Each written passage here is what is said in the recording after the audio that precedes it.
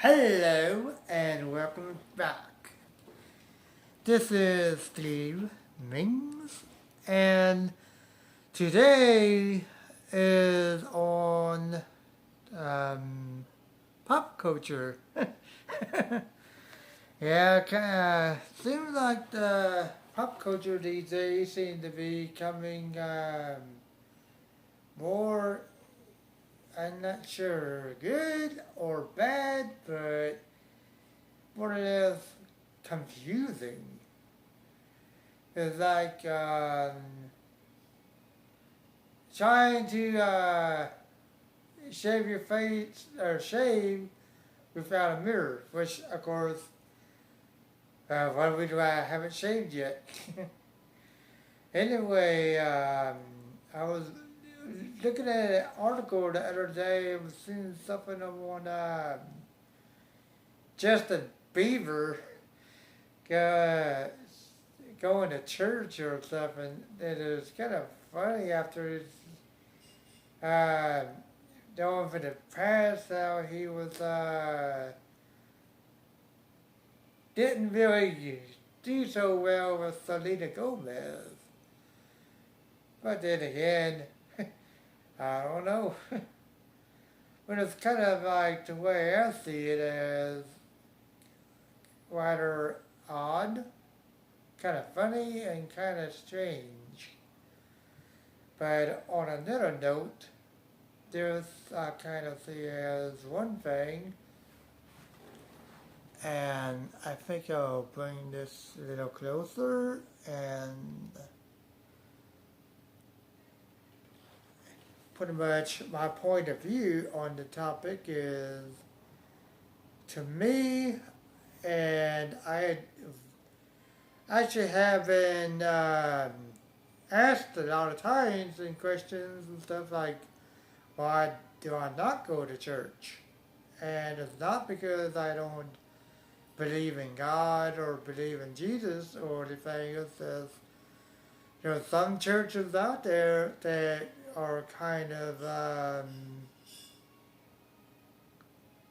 not so good. And for instance,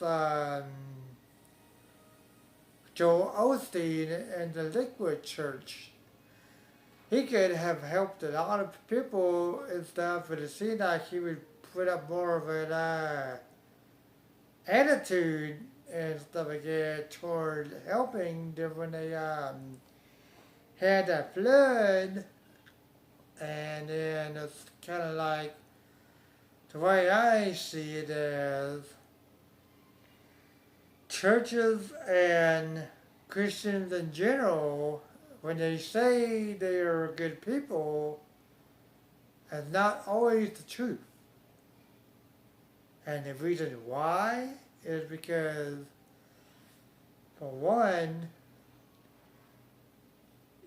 people should examine themselves as well as others and stuff like that. Because if you're not really practicing what you preach, then it's really not a good thing to be living by the standards of if what you preach is not biblical or to the circumstance of things like, for instance, loving one another and praying for your enemies, and also the ideal of helping others and sometimes putting yourself to a point to where it's at a humble state rather than a boastful type of state. Because most Christians today boast on what they have and things, and they don't always see eye to eye with each other. So the reason why I am bringing this up is because have been in churches in the past when I was younger and pretty much as a child. And sorry for the kicking the stand or the tripod, but it's kind of like one of those things where after a while, when you believe in something and then you get kind of ridiculed for it or um, treated badly or something, that you kind of steer away from religion and or something pretty much of that. And really, I don't. That's the way I believe. I don't believe you really have to go to church to be a Christian or to be whatever, because in society it seems like organized religions always control and they always want to keep people in line. And that anytime someone questions authority, they often go about and pretty much try to keep you lured in so they can just brainwash you more and control. And when control is in religion, then it's not really a faith because they're just being told what to do. And you don't have to go to church. In fact, even Jesus himself said it pretty much, as far as things is, pretty much, it's like he said to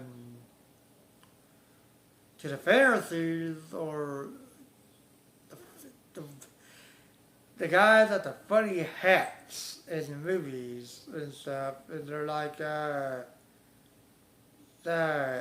dogging Jesus and stuff like that, and they're like saying, why do you help people and heal people on the Sabbath day when you're not supposed to? And then there was another incident where Jesus pretty much told him pretty much to destroy this temple and I will rebuild it in 3 days. Of course, he wasn't talking about the actual freaking temple. He was talking about his own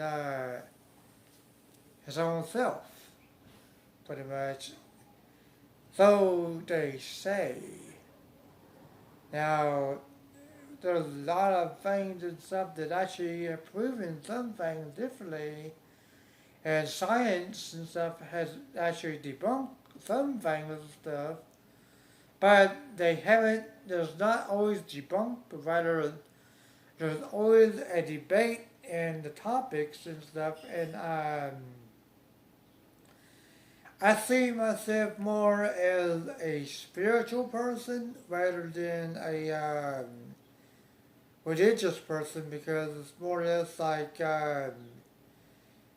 more on an agnostic concept, because a lot of Christians I kind of steer away from, because pretty much they're too holier than thou, and I just don't like religion that much. It's like I feel that religion basically separates people from each other rather than uniting them and bringing them together.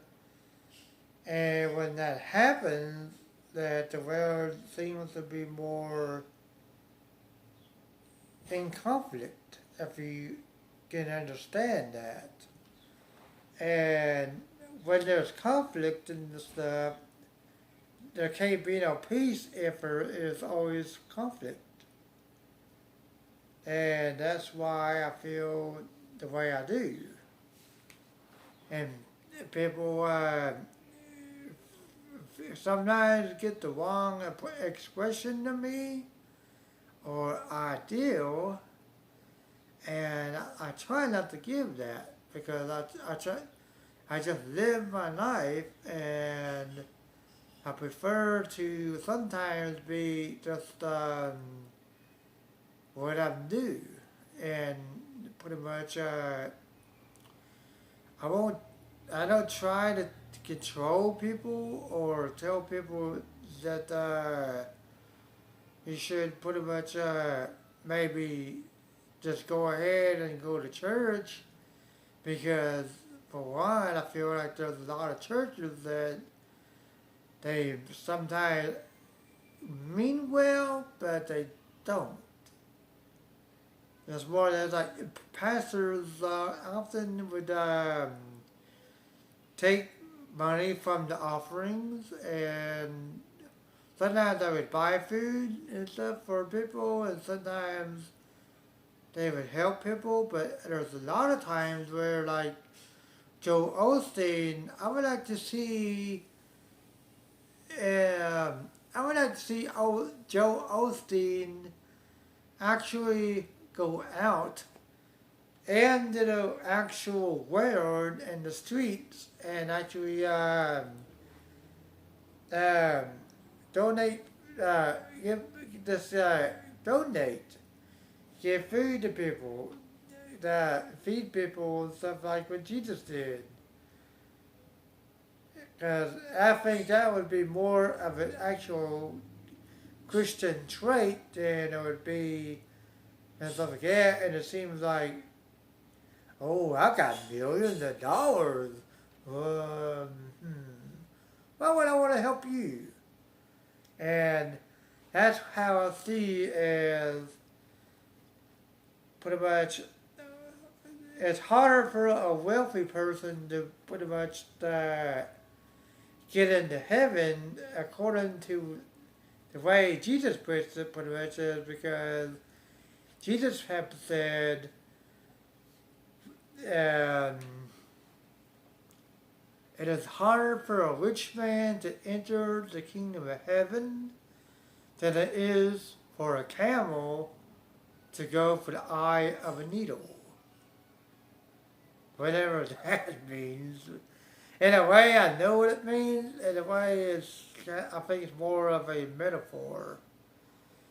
But really, I kind of see it more as like just live and live and do what you can and stuff. But to me, I see a lot of Christians condemn people more on things and stuff rather than understanding things and stuff, and I kind of see that clearly now, even though basically I was kind of not seeing it as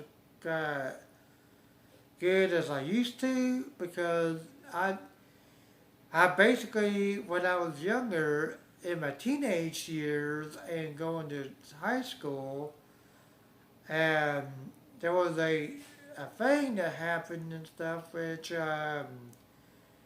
when I was in school, I was an atheist, and then I wound up